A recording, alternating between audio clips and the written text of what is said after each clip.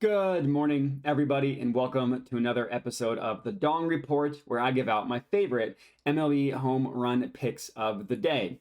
As for today, I got 3 home run picks for you guys. But before we get into today's picks, I do need to do a recap. So I didn't give out anything yesterday because it was NFL Sunday. We had too much stuff going on, but I did give out 3 picks on Saturday. And guess what? We got all 3 to cash. We had our second 3-for-3 day of the season, cashing a plus 6,000 parlay on the Dong Report. So hopefully you guys were able to tail that. If not, I apologize, but we'll just have to do it again today. Overall, that brings our total profit on the Dong Report up to 70.25 units. Insane amounts of success that we're having on the Dong Report with an ROI of 12.95%. So, as I mentioned, for today, I got 3 more home run picks for you guys. Before I get into those, real quick, if you are new to my YouTube channel, I would appreciate it if you could click the subscribe button, and let's chat dongs. So number 1, first play of the evening in the Rangers versus Blue Jays game, we are going to go with Corey Seeger to hit a home run. That is at plus 370 odds at FanDuel. So Corey Seeger is just on a ridiculous heater. That guy is on fire. And he's also come through for us a lot on the Dong Report as well. So not only does he have his own individual success, but he's got Dong Report success as well. And that's very, very important. Overall, we love Corey Seager. He's got 6 home runs in his past 10 games. He just hit one yesterday. He's hit one in 2 of his past 3 games. And on September 4th, about a week ago, exactly a week ago, he double-donged one. Amazing stretch for Corey Seager. Just a ridiculous batter on a ridiculous streak. The weather in Toronto for this game isn't the best weather game of the day. It's not as juicy as the next 2 picks that we'll have, but it is still a net positive.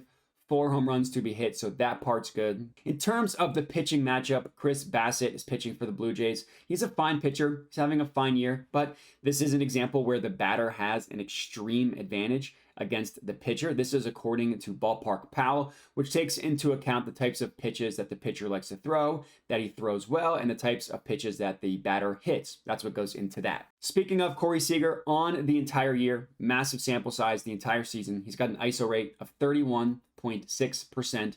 For those of you who are new, ISO rate stands for isolated power, literally just measures how much power a batter has. Anything that is 25% and above is considered excellent. So Corey Seager being at 31.6%, it's really, really, really good number. And then his barrel rate is at 17.6%.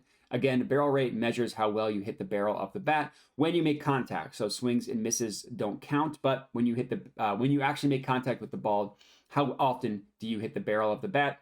For barrel rate, anything 15% and above is considered excellent. So to summarize, Corey Seager is excellent in both ISO rate and barrel rate. He's one of the rare batters where that's true for both. In the past 14 days, his ISO rate is at 40%, which is the 10th best in the MLB in that span. Love Corey Seager to mash one for us tonight.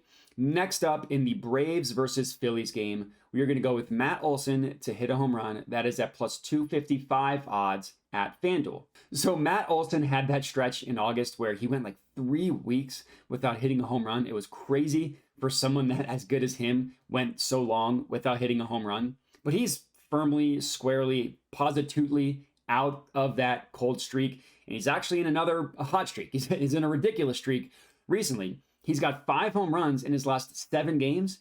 And there was a stretch from September 3rd to September 7th where he hit a home run in 4 straight games. So yeah, sure, he didn't hit one yesterday, but that doesn't scare me off one bit considering how hot he's been. And he's shown the propensity to go on absurd heaters and keep that sustained, which I love.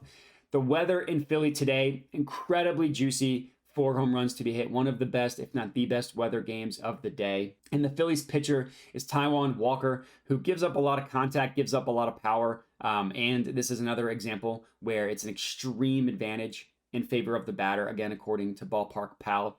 Matt Olson's ISO rate on the year is at 32.6%, excellent. And his barrel rate is at 17.5%, also excellent. So similar to Corey Seager, he's another batter that is excellent in both categories, which again, there's not a lot that satisfy that. In the past 14 days, His ISO rate is up to 34.6%. And then if you look at the past week, which is crazy, it's at 59.1%, which is the fourth highest in the MLB in that span. I am officially putting Matt Olson on double dong watch as well. What that means is I sprinkle 10, 15, 20 bucks on him to hit 2 home runs. If he does, we'll be rich. But we won't track that officially, just something fun for us to tail together. If you guys are interested, obviously, we're only going to track him to hit 1 home run.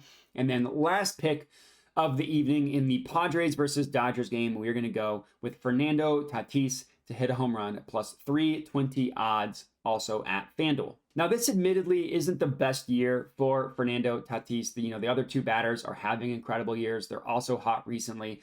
But it's not as though Tatis has been terrible, and there is some recent success for us to hang our hats on. He's got 3 home runs in the last 10 games, and he did go back-to-back when he played in Philly on September 4th and September 5th.